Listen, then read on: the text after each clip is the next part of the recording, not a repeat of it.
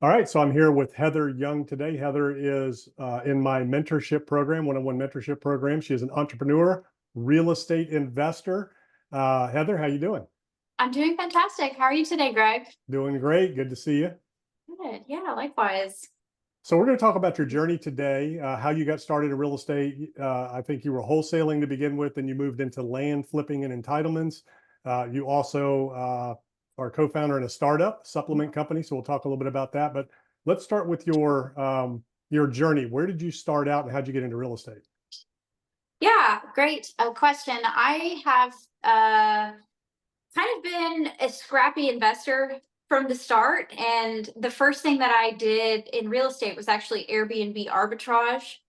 So I was leasing actually multifamily, small multifamily, and running Airbnbs throughout them. I'd buy the furniture and just lease and then pay out that lease.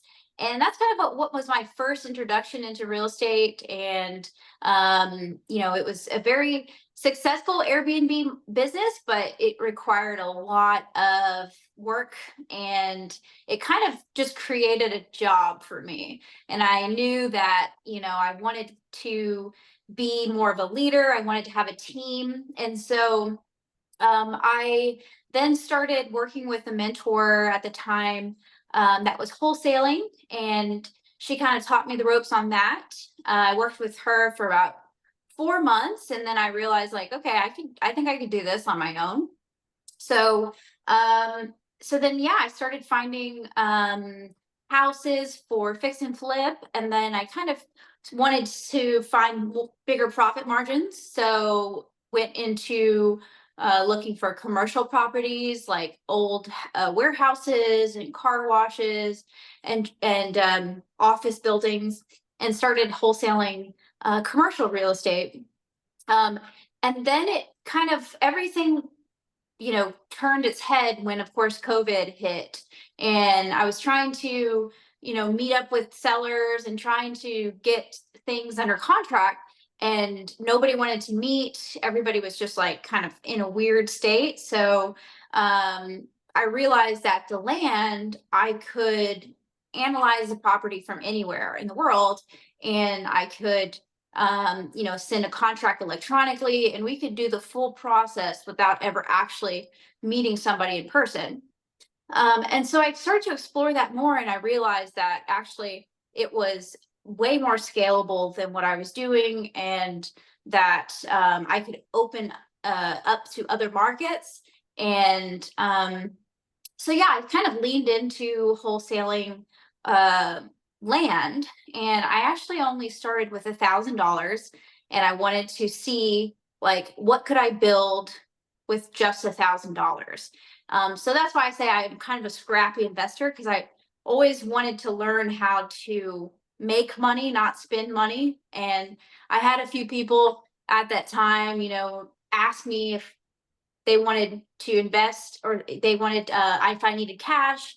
And I always wanted to do my own deals with my own cash. And wholesaling was a way for me to do that. I was sitting there handwriting letters, mailing them out, and just kind of doing a lot of the groundwork myself, until I finally hired a VA. And then I hired another. And then at one point, I had 20 VAs that were constantly doing lead generation, constantly doing a lot of the repeatable tasks that go along with, that type of business. And yeah, so we just kind of like evolved into now taking down my own deals and finding deals that we can subdivide and have forced appreciation, and looking at, a little bit more of a sniper approach of, exactly what type of deal I'm looking for, and trying to scale that. And now I'm at the point where I'm like, okay, I've proven this model, and I believe that I can add value to an investor. And so now I'm at the point where I'm like, okay, now we should start looking at building a fund and actually getting more deals and taking bigger deals, and taking this even a step further. So that's where I'm at now in my career. And, it's very exciting place because I feel like kind of a little grown up kid in real estate. I'm still learning as I go, but, I've already kind of feel like I've paid my dues and have lost a lot of money on my own to know which direction I want to go. All right, cool. So we're going to unpack all that and get real detailed and drill down. So Okay. how old are you now? How old? Yeah, I'm we're young. 30. You're 30 years Yeah, young, right. Yeah. literally and Yeah. figuratively. So you started, how old were you when you started? I was 24. 24, so 6 years. So that $1,000 experiment when you started flipping land turned into what in how many years? The first the first the first 6 months to a year, I wasn't making any money, and I was having to still bartend and do other little side hustles. But year two, I scaled it and was making 300,000 net. And then year five, I made 1.5 million. And then this year, we're on track to kind of hit those numbers as well. And that's by doing a lot more quality deals and not as much wholesaling. Now it's more taking the deal and actually adding value to it. Awesome. So $1,000 to 1.5 million in 5 years, under the age of 30 with no experience, first venture into the land flipping business. So let's go back to the beginning.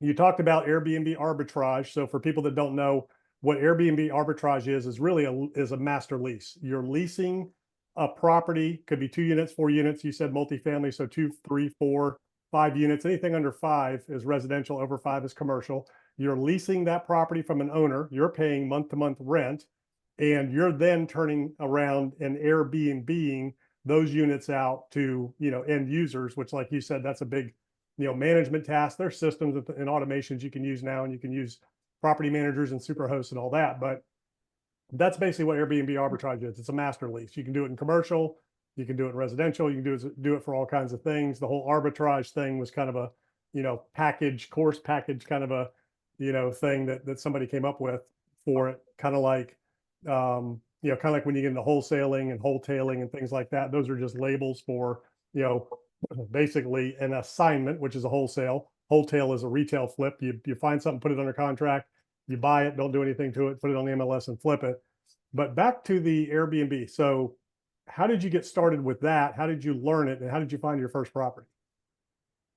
The first property I found was on Craigslist, and I just called the homeowner, and I told her that I'd be willing to offer her 10% on top of her property, of what she was So you said, asking. I'll give you X amount a month plus 10% of the profits. Is that what it was? No, not profits, just 10% of the rent that she was asking. So just an increase in rent. Oh, okay. You offered her, okay, 10% more than she was asking. I see. Yeah. And it just happened to work out, honestly, because she had already been doing Airbnb prior, and then she didn't want to do it anymore. She was at a point where she wanted to do long term, and she didn't want to just deal with it. So she was looking for a long term tenant. And she was like, when I met her, she was like, "Oh, well, funny story. I used to do Airbnb with all of these units." And she had 24 units. And so she was like, I had all of these units at one point at Airbnb on Airbnb, and I, just didn't want to manage it anymore. I would rather just, collect rent. And so I kind of just proposed to her, like, hey, I would really appreciate the opportunity, and I would make sure to take care of all of the maintenance as far as like scheduling the contractors out there if anything was needed. Like, I'm going to make sure that the property is very well kept because I want to have good reviews. I'm a business, so it's a very attractive model, for a homeowner, if you can let them know the benefits, the upsides of you being constantly like transparent with them on any repairs that are needed or any issues with the place, and you're always maintaining it because of those reviews. Yeah, that's awesome. So how did you learn that? Did you like watch YouTube, take a course? How did you learn about Airbnb arbitrage? Um, I might have just watched like a YouTube video or saw it online somewhere, Most of the time, I just kind of do a little bit of research on my own online. We have so much access to free resources now that, a quick search can get you what you need pretty quickly.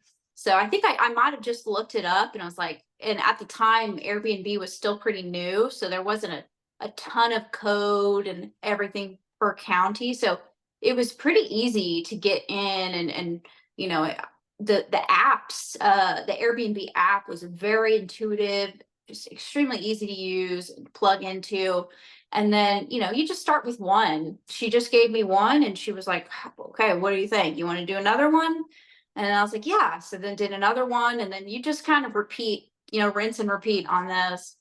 Yeah. And like you said, so that turns into a grind. And even if you outsource it and automate it, it's still a lot to keep up with. And there's risk if you're locked into a lease and the unit doesn't do well, market changes, whatever. So, it's a great way to get started. You have to Yeah. front the expenses for the furnishings and things like that, but it could be a good business model. And there's a lot of people that have scaled that business model to hundreds and Yes. thousands of units, so it is scalable, but you need a team and you got to be on top of it. So now let's switch gears. So now you're like, yeah, this is fun, but it's not big enough chunks. And one of the best ways to grow your wealth is chunks, making money in chunks. So you hear about wholesaling and flipping and you decide to get into that. So how did you come across that? And how did you transition to that? Yeah. I had just been talking to friends and family and telling them like what I wanted to do. And I was like, I really want to get into real estate. The Airbnb model isn't really what I'm looking for. Like I want bigger profits and I want to get into real estate. And, everybody was like, okay, well, what's your credit? Do you have any cash? What's your experience? And then it's just like, I don't have any of those things, but I want to like build uh, you know, a high rise building. And they're like, no, you're not going to be able to do that. So I just, started talking to my network, if they knew anybody or knew how I should get into it. And everybody had told me, well, why don't you just be a real estate agent? And at the point I was like, I don't see that for myself. Like I want to own the building. Like I want to have the stuff and be the boss. And so to me, the real estate agent path wasn't for me. So um one of my friends had connected me with a woman who was doing wholesaling, and he was like, "Well, look, this would actually be a good way for you to start because you don't need very much cash. You can get in and find deals for investors, and all you need is a phone, and just calling these people." And so that's kind of how I got started with the wholesaling. I worked for her for free. So it was like a free mentorship, but I learned a lot. And what did you And do for her? I was doing pretty much everything. Like she didn't really have a role for me at the time, and she didn't she didn't need me, but I told her, I was like, hey, I will take out your trash, whatever you need, just like, can I be around you? So I kind of just like followed her around and would find tasks for myself based upon listening to her conversations and watching what she's doing.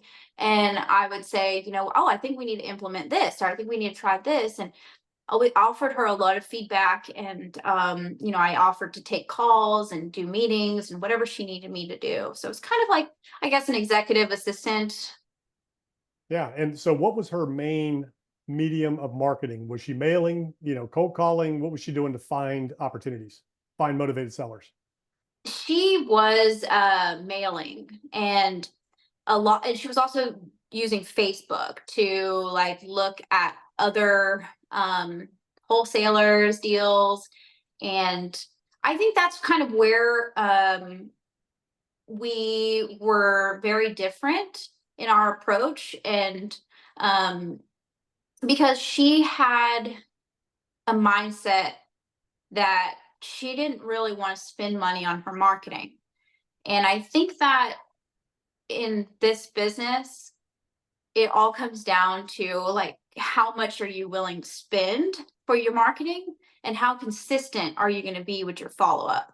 And um so she didn't want to hire VAs, she didn't want to do some of the cold calling stuff, and so a lot of those things I implemented on in my own business, that later on was, very successful. But yeah, at the time we were just writing hand letters and saying, "Hey, are you interested in selling? So Call literally me." you were sitting down writing the letters.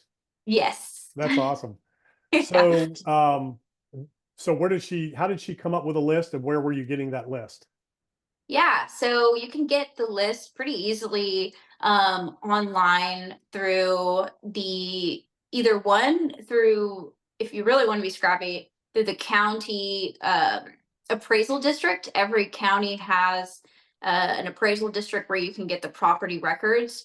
And so if you're driving down the street, this was one of my favorites. Like if you're driving down the street and you saw a house, or for me, I liked commercial property. If I saw like a old vacant warehouse that, was interesting and just kind of boarded up, overgrown weeds, then I would get that address and I'd put it in the appraisal district right there on my phone. I just pull over, put it in, get the name of the seller, and then use I think it's a free site. It's called a Family Tree Now, and you can go in there and put the owner's name, and then you'll get the phone number of that person.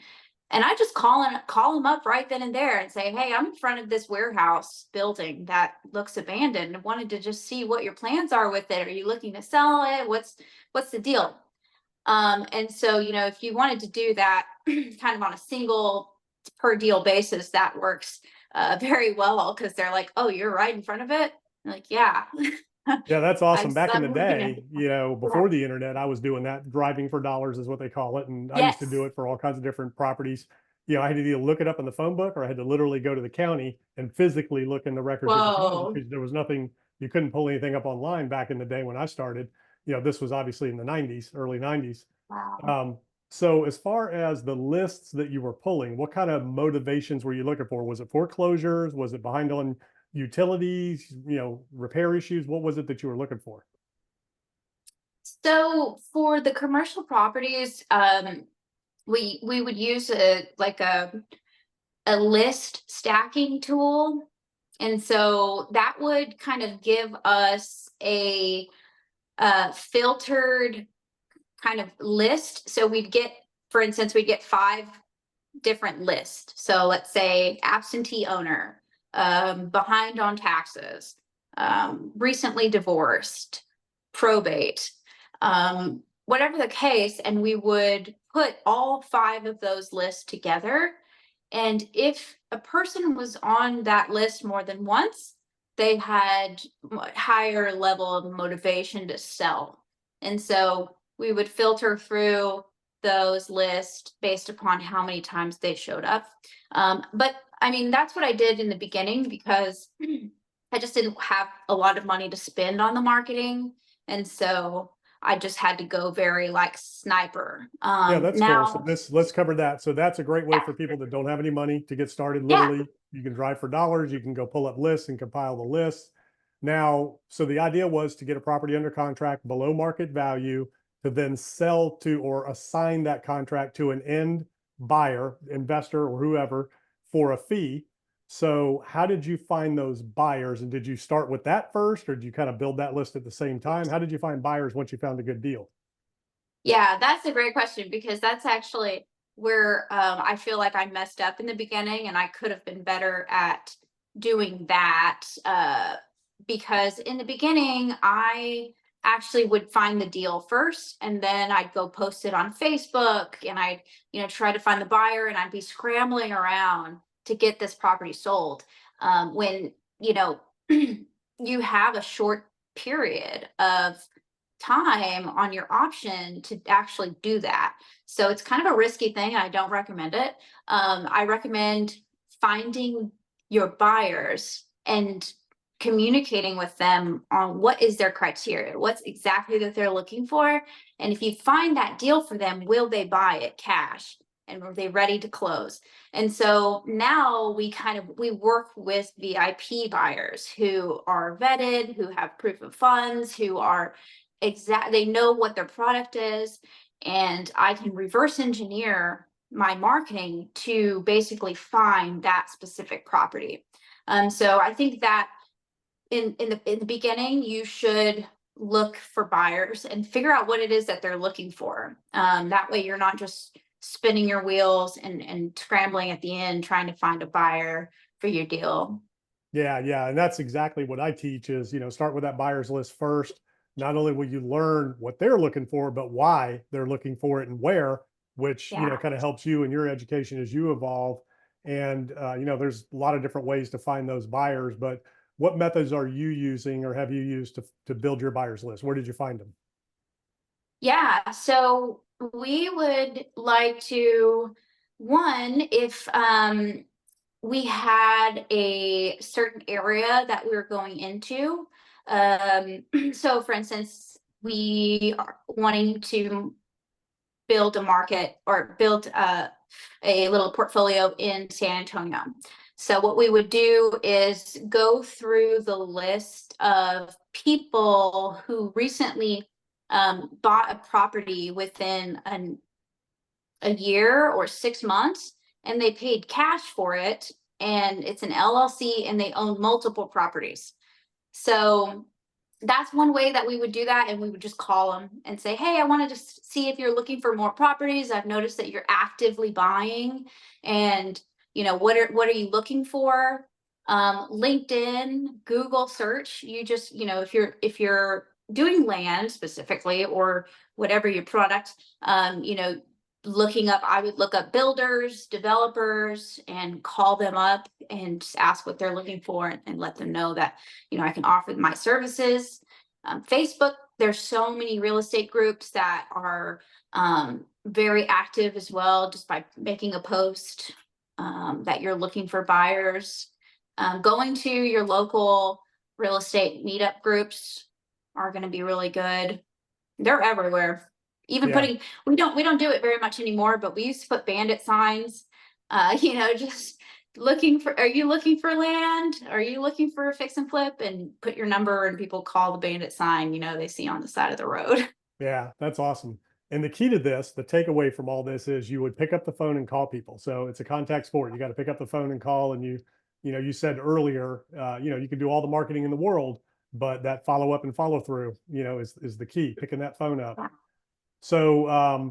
So you learned the business and then you went out on your own. So tell me about your first deal, how you found it, what that looked like when you went on your own.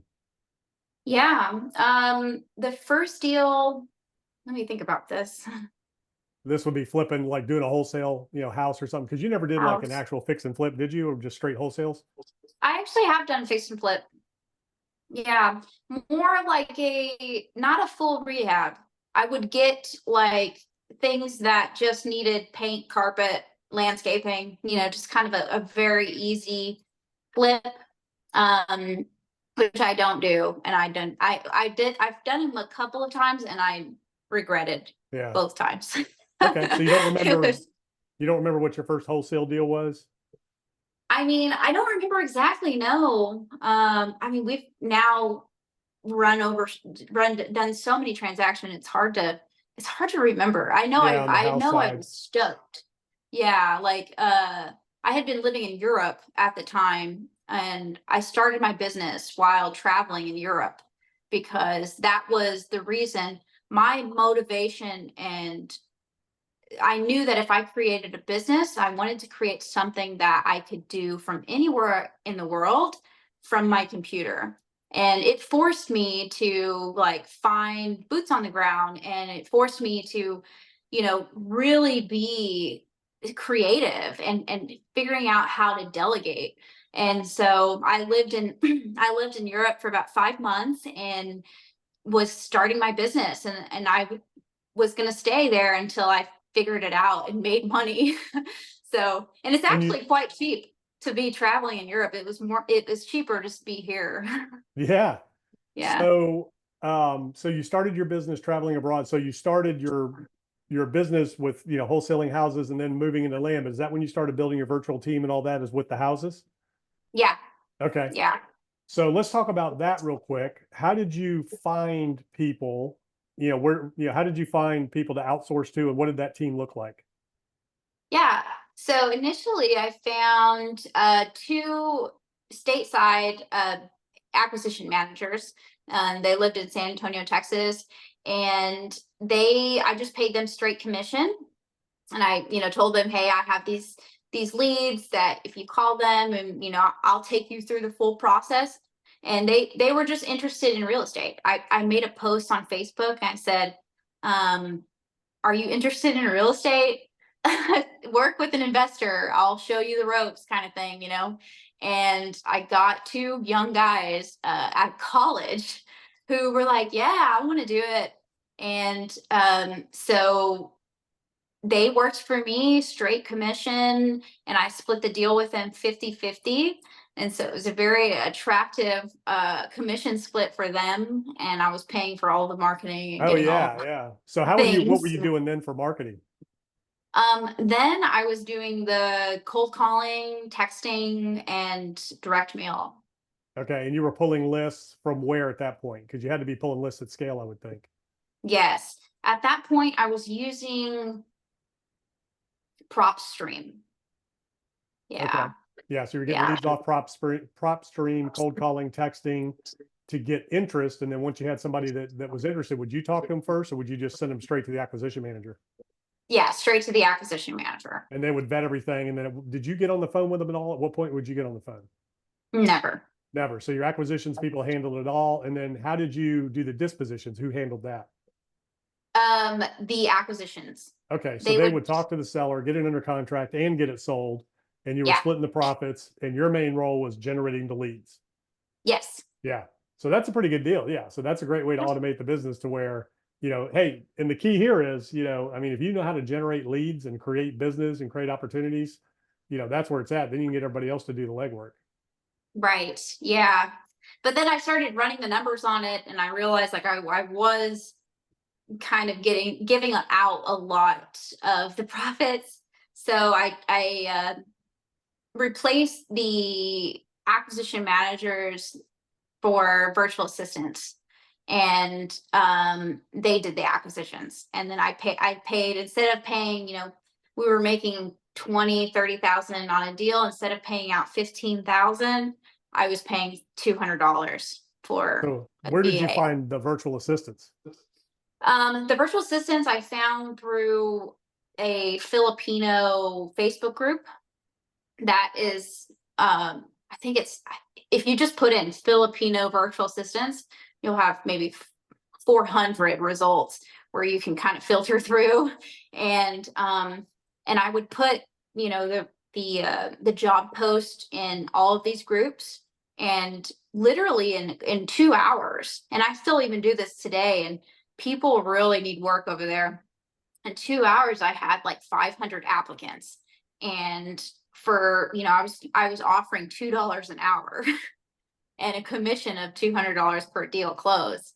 And I had these many applicants, and it kind of can get overwhelming filtering through those. So I made everybody send me a voice recording, and then I'd have them do that was like the first step, voice recording and a resume. And then I'd have them do like a small, simple task and go through that process. And whoever kind of made it to the next steps, I'd filter through. But my main requirements were like, you had to have very, very good English. And you'd be surprised at some of the Filipinos that they practice their English accent, and you can't even tell that they're Filipino. Yeah, a lot of them are college educated. Some of them are trained in real estate. There's a lot of different services specifically for real estate for, like you said, Filipino virtual assistants. And you can even put, Filipino real estate virtual assistants, and that'll drill it down Yes. even more, or, medical tech, or, marketing, whatever it is you're looking for, graphic design, ads buyers, social media management, whatever. There's all kinds of Yeah. virtual assistants, and they're really good. So at what point how did you transition to land? Did you just like, fall into it, or was it the deliberate, hey, I'm just going to start going after land? How did you get into that? Yeah, the land, it was kind of, it kind of fell on my lap during COVID, because it was just like, it was hard for me to do deals in, it was hard for me to do deals with like houses, and it was also getting difficult to like analyze properties like the rehab and like the AR. I mean, you could get the ARV, but like figuring out what was the cost of the repairs when you're remote, I was like, these can't really do that. I mean, you have to always have somebody there in person. And I really wanted to just scale my business using all virtual assistants. Like, I didn't want to have to be tethered to a place. And so land was just that for me. It was scalable. It was something I could just do completely from my computer, and have other people do from their computer as well. Yeah. What was the most you made wholesaling houses, like in a year? Um, Probably about 200,000, but I also had been doing like commercial property, and those were the bigger deals, and Okay. those were kind of like the whales that I was hunting at the time. But the houses I'd get, anywhere between 5 and 10,000, just like here and there. Yeah, a lot of people And don't know then you can wholesale commercial real estate too, and you can do, master leases, which is, like the arbitrage where you lease a commercial property and then turn around and, lease it out to an end user, carve it up, do whatever. A lot of different opportunities yes, with commercial. So were you strictly doing, driving for dollars for commercial, or did you use lists for that too? we use lists for that. Yeah, Yeah, targeting we commercial would. properties. Yes, yeah, we had to start using I want to say it's called list source or core logic. Yeah. And you can get pretty detailed on your parameters and what exactly you're looking for. And I just liked the properties that were delinquent in taxes. Those were usually pretty clear that they were in some type of distress.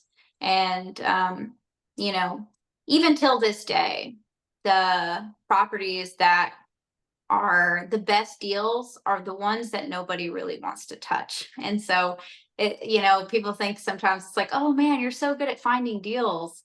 And I'm like, well, actually, no, it's actually getting the thing closed and taking it through the process of, clearing title. And, you've got an heir that's in prison, and you've got all of these people everywhere. And, it's actually getting that messy deal done that people are just like, I don't want to touch this. Yeah, that's awesome. Where there's a problem, there's opportunities. Cool. So let's focus on the land then, because that's where you really exploded. Took the $1,000, turned it into a, what was it, 1.5 million Yeah. in a few short years. So tell us how that evolved. You went after virtual assistants and got them on board.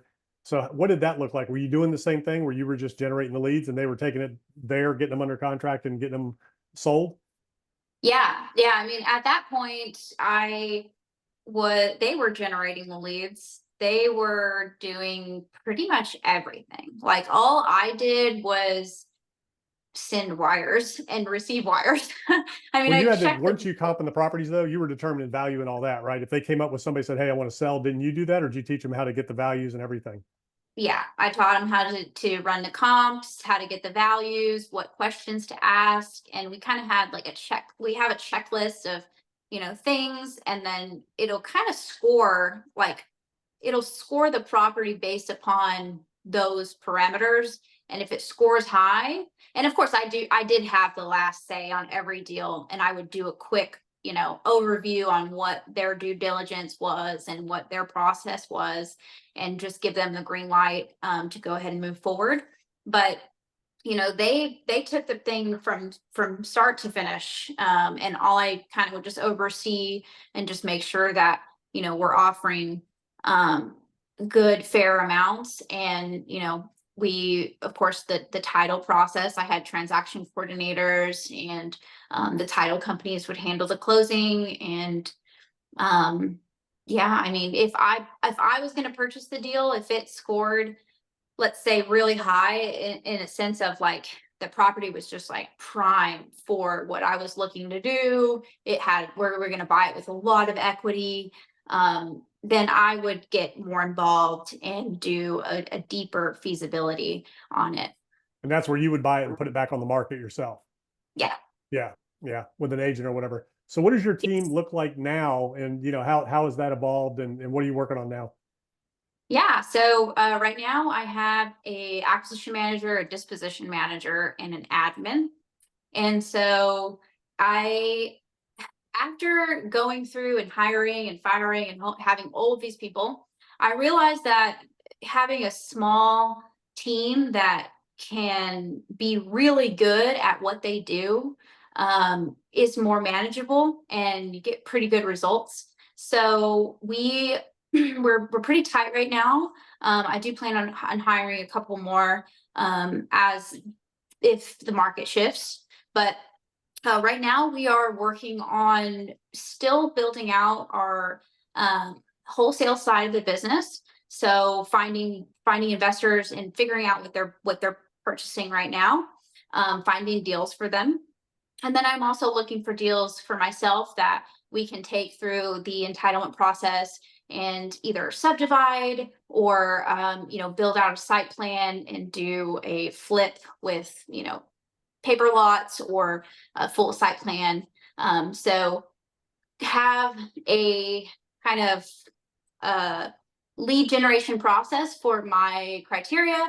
And then I'm just over here casting a wide net for everybody else who might be interested in land right now. Yeah. And so your business is Land Exchange. Is that right? Is it landexchange.com? Yeah, landexchange.com. Cool. Yeah, I'll put that in the notes so people can go check that out if they want to connect with you and do Yeah. some business with you. So your end buyers are builders, developers, or if it's a retail, you'll type a lot, maybe it could be a homeowner. You have like real estate agents you're working with, what does that look like? Yeah, definitely use land agents that have extensive knowledge of the market and of land specifically. And so since I work all over Texas, I usually will find the specialized land agent in every market. So yeah, definitely those are some of my most valuable members of the team because they have a real pulse. And since I work all over Texas, they can kind of give me the insights on what that market looks like. So they're helping you comp your properties and then potentially finding buyers. Is that the main They thing you use them for? occasionally do. They occasionally do. They also list our properties that if we purchase them, and they'll just give me really good intel. If they are, have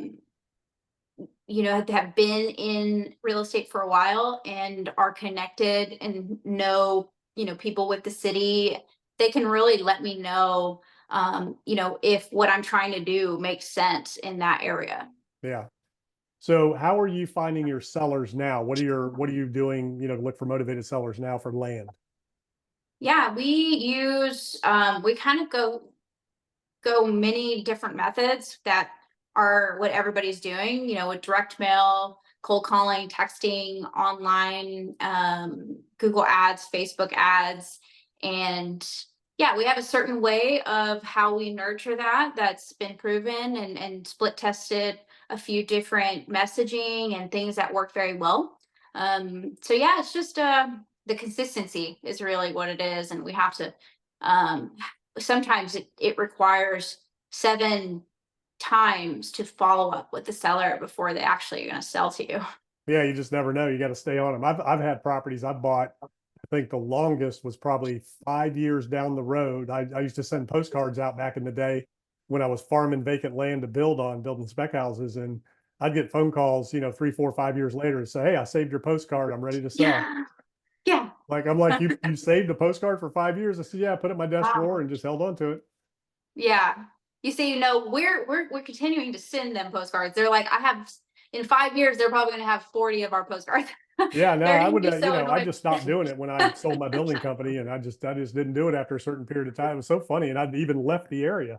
I didn't even Oh, live there wow. anymore where I used to build. And yeah, I was still getting phone calls from people that, I'd offered to buy their property years and years ago. And, I think even up to a couple of years ago, and this was 2011 when I'd left the area and stopped marketing for property.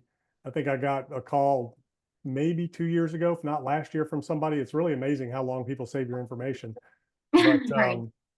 I was known too in that market, because I, had a building company. I used to do a lot of marketing, regular basis, like you. I'd send out, 2 or 3 mailings a year, to vacant landowners. So they kind of knew who I was. But cool. So as far as that goes, so your Google ads and Facebook ads, are you running those yourself? Or do you have a firm, like an agency doing that? Yeah, I've kind of gone through a few different agencies, and I have kind of left a bad taste. I feel like the agencies, they just have so many accounts that they're working with, and if you find a good agency, you may have success, but I haven't had great luck. So I just have virtual assistants that are freelancers, and they work with just a few clients, and it's their hands that are in it, and I know exactly who's working on it. And so that's been my strategy for it. And I'm still kind of like exploring that space, because we've been very traditional in our marketing, and this year we're really trying to try new methods and go more online. Yeah, Google ads, Facebook ads, YouTube. YouTube works as well, for that. And the key is find an agency to, help get you, if you don't know how to do it, teach you, bring them on board to Yeah, get you up and running, set up all your stuff, help you create stuff, teach you, and then you can take it over from there internally. yeah, yeah, that would be great. Yeah. So, as far as the entitlements go, so let's talk about that a little bit, because that's a real opportunity, especially right now with inventory limited in most areas of the country, housing inventory, that is, commercial multifamily is a different animal, but let's just talk about housing right now, because that's the biggest sweet spot. Builders are hungry Mhm. for land, they're hungry for lots. So, if you can find good parcels, good opportunities to where you can either just, subdivide something, just add, maybe it's 10 acres and you break it up into 10 lots or 20 lots, and you're just basically doing lines, you don't have a whole lot, you can do any number of things. You can get it tied up, take it to a builder developer and say, hey, I have this opportunity, and let them do it, and just, assign them the contract. You don't do anything. You can do the paper entitlements where you get the subdivision approved for whatever you want to do, then take that to them. Or you can go ahead and do the horizontal development as well and actually create the lots and then turn around and just retail lots out. So, a lot of different opportunities there. But have you done any of those yet? What does that look like? Yeah, I've done a few of those, and they've been very successful. Those are the best deals that we get. And they look like in rural areas close to the major metro. So I like to stay within like 30 to 50 minutes, or even to an hour. Some people are willing to commute, especially around Austin, because the real estate here is so expensive. Um, so I like to stay in those kind of that radius and close to an airport, major metro. And I like the county to be kind of lenient and easy to work with. And so I found a few counties that I am already familiar with their codes and their requirements. And so I like to stay in those little pockets and just try to keep maximizing that opportunity there.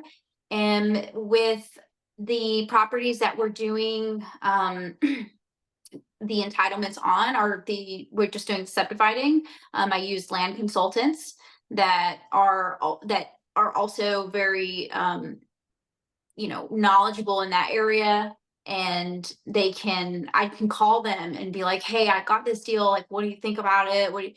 And that way we have this relationship where I can, before I even get so far deep into it, they can kind of give me an idea of what we got. So land consultants are very important. Is that your I civil have, engineer you're talking about? yes, yeah. And surveyors also, surveyors in the area that we're working. I can call them and ask like, hey, what do you think? Do you know any plat requirements here? Do you know anything about this area? And yeah, just finding out, from since we are working remotely in all the markets, really just getting people who understand the market in that area that can kind of help guide you on what the process is going to look like. Because yeah, that seems to be like a risky thing to, get a property under contract and think that you can subdivide it. And then you find out that, there's a plat requirement that won't allow it. And now you're stuck on this deal. So yeah, it's been a learning process. I've done 2 of them, and we've gotten returns out the roof. It's been crazy. So that's really where my focus is now. What size parcels do you target? What size were those? I target anything minimum 5 to 50 acres, and one of them was 25 acres, the other was 6 acres, and those were in the same county. Yeah, and that was just paper entitlements. Basically, it was a parcel, and you just had to, subdivide it. No improvements, no roads or anything needed. That's it. Yeah. Yeah, those are the sweet spot. And how much did it cost you to get the entitlements done? Um, the one for 6 acres was 5,000, and then the one for 25 was 15. Okay, so those were just surveys and then just creating plats, basically. No real engineering needed or anything like that. No. Yeah. So that's the sweet spot in this business right there, because it's quick, it's easy. You're just doing surveys, you're just doing boundary lines or boundary line adjustments. In other words, you're taking a 6-acre parcel and you're, showing the parcel and then putting in according to the rules, and the road frontage and things like that. You're just literally putting boundary lines in, dividing the lots up, and then getting that recorded, getting a new plat recorded, and then you can convey the parcels, either the whole thing or just individuals. That's huge. Now, are you doing that on assignment? Or are you closing once you get the approvals and entitlements and then selling individual lots? How are you exiting those? Those I'm closing on. Yep. So you're closing Yeah. on the land, but you don't close until you get your entitlements, right? Mhm. If I can negotiate that, I will definitely try to negotiate that. We usually try to get the terms. If they are stuck on a price, then we will get our terms. But those 2 that I did, we got in at such a good price that honestly, even if I just sold it the next day as is, we were going to be all right. So I think that, sometimes when you're working with sellers, it's like you got to either pick the terms or the price, and that just worked out to where we were able to purchase property with so much equity that Yeah. I felt okay with it. Yeah, that's the key. You always want to try to control it without closing if you can until you get all your approvals, because you just never know. Like you said, you just never Right. know. You could be down to the last minute and, somebody on the planning board changes and they decide they don't want to approve your project, and, you're shot down. I've even had lots that, well, the biggest risk is, moratoriums. So I've had finished lots that I bought in a finished subdivision, streets, roads, houses everywhere. And this is just infill lots. So it's a lot in between 2 built houses, and this neighborhood, was actively being built and developed. And I went to pull a permit and they wouldn't issue it because there was a moratorium on new permits for, I can't remember what the reason was. It might have been water or sewer capacity. It could have been something, but it literally just happened between the time I closed on the lot. This was a long time ago. And the 30 days between that and getting ready to mobilize for construction. I couldn't pull the permit to actually build. So after that, I wouldn't even buy a residential lot unless I could get a building permit. So all my offers were always contingent upon the ability to get that. I wouldn't close till I could. So I'd get it all lined up and I would close, the day that the permit was issued. And, with larger parcels like you're talking about, same thing there. Sometimes some markets are competitive. Sometimes some sellers have to have the money today. So you have to look at it like you did and say, well, worst case scenario, I could sell this as is and make a profit, or I could do whatever. And then there's no downside, but you still need to make sure that, that's the case, that you're comfortable and you can sell it. Right. Yeah. That's awesome. So let's switch gears a little bit. That's an incredible story. Basically starting from scratch, getting out there, learning, asking good questions, picking up the phone, taking action, and just experimenting. Yeah. So what advice would you have for anybody that's, watching this? You're going to inspire a lot of people. You're a young lady, you didn't have any formal training. You didn't go to college, right? I didn't go to college. We learned it all the hard way. So what would you tell people in your shoes that says, you know what? I want to be like Heather. I want to go do real estate. I want to be the boss. Yeah. I would say to persevere. I think that a lot of people may think that this is easy based upon seeing, some of our results and online that people portray, like, oh, she's got supercars and nice house and all these trips and vacations. Like it just happened. And no, like the first year I wasn't making any money, and I was in a really dark spot because I couldn't provide for myself, and I was in a very survival mode. I didn't have like a dad that I could call. My dad's in prison, and so I couldn't be like, "Hey, can I get a small loan of $1 million?" So I had to figure it out, like how I was going to do this, and I wasn't afraid to go to the bottom because I had already been there. I grew up very poor. I grew up with nothing. So to be at the bottom didn't scare me. And I knew that at the end of the day, I had my mind that could like constantly build skills and learn and educate myself. And so, yeah, this is something that you really want to do. And it is a lot, it can provide a lot of freedom. And I very passionate about this business. You have to just stay in it and be consistent and disciplined. And yeah, like sacrifice some of those luxury trips and sacrifice and delay your gratification for a while until you finally it finally clicks, and then you can start surfing those waves and feeling good about it. But until then, you're going to just be crashing. So just persevere. Yeah, that's awesome. So, as far as your entrepreneurial endeavors, so now you've got a health and nutrition supplement company. You want to talk about that a little bit and what you're doing? Yeah, sure. So my husband, he and I started a supplement company, and he is the founder. It was a product that he was kind of scratching his own itch. He had been taking these three fundamental supplements as like separate, and he realized like this is all that he needed. He's very minimalistic, but he's works a lot, like long hours. He still has time somehow to go to the gym after working all day. And he's and jacked. and he's jacked, yeah. And he plays pickleball. He's like, does a lot of sports, jujitsu and stuff. And so those ingredients were the most effective. And he had tried so many different ingredients.